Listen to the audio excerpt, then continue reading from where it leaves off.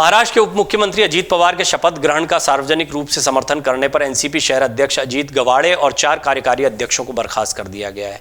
शरद पवार गुट के महासचिव रविंद्र पवार ने चेतावनी दी है कि एनसीपी पार्टी के नाम और चुनाव चिन्ह का इस्तेमाल न करें, अन्यथा कानूनी कार्रवाई की जाएगी।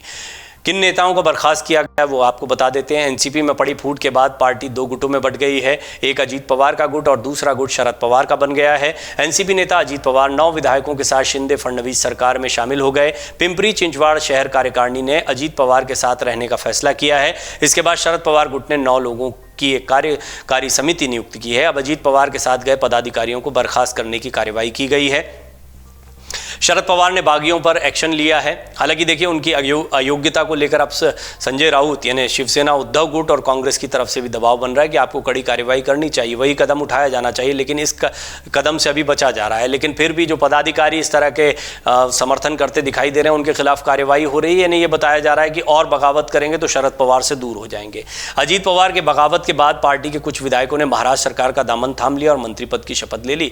पार्टी ने इन विधायकों के खिलाफ अयोग्यता की कार्रवाई शुरू कर दी है। अधिकारियों ने सार्वजनिक तौर पर उनका समर्थन किया है। ये कार्रवाई पार्टी विरोधी गतिविधियों के लिए और लक्ष्यों और नीतियों के साथ असंगत है। विरोधी पार्टी के साथ जाना, इसलिए शहर अध्यक्ष अजीत गवाड़े, कार्यकारी अध्यक्ष प्रशांत शितोले, राहुल भोसले, जगदीश शेट्टी और फजल शेख को तत्काल पार्टी की सदस्यता से बर्खास्त कर दिया गया है।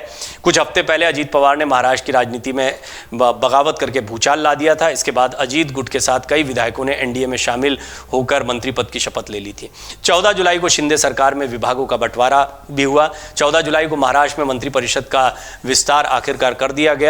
डिप्टी सीएम अजीत पवार को वित्त विभाग और नियोजन, छगन भुजबल को अन्न नागरिक आपूर्ति, दिलीप वलसे पाटिल को सहकारी मंत्री और हसन मुशरीफ को वैद्यकीय शिक्षण विभाग मिला। इसके अलावा धर्मराव बाबा अतराम को अन्न और औषधि प्रशासन, अदिति तटकरे को महिला एवं बाल विकास, संजय बंसोड़े को खेल और युवा मंत्रालय और धनंजय मुंडे को कृषि मंत्रालय की जिम्मेदारी दी गई। वहीं अनिल पाटिल को मदद पुनर्वासन के साथ आपदा व्यवस्थापन विभाग सौंपा गया।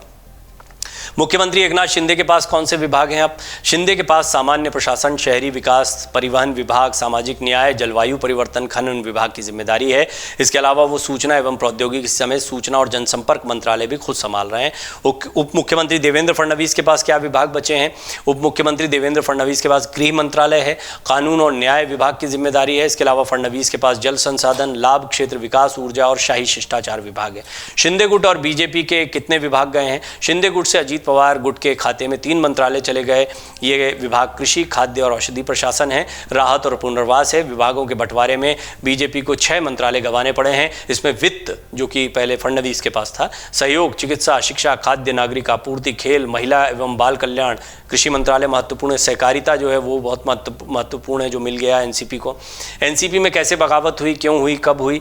शरद पवार के नेतृत्व वाली एनसीपी में 2 जुलाई को ये बगावत हुई थी। विभाजित हो गई पार्टी। उनके भतीजे अजीत पवार और लगभग 3 दर्जन विधायक सत्तारूढ़ शिवसेना बीजेपी गठबंधन में शामिल हो गए, ऐसा दावा किया गया। हालांकि इनमें से 9 ने शपथ ली थी। इस दौरान अजीत पवार ने उप मुख्यमंत्री और 8 अन्य ने एनसीपी के तरफ से मंत्री पद की शपथ ली थी, जिन्हें अब विभागों का बंटवारा हो चुका है। अमर उजाला अब आपके टीवी पर भी।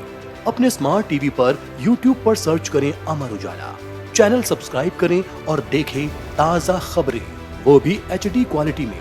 और हाँ, बेल आइकन दबाना ना भूलें, ताकि हर खबर हो आपके घर। अमर उजाला, निष्पक्ष, निर्भीक, निरंतर।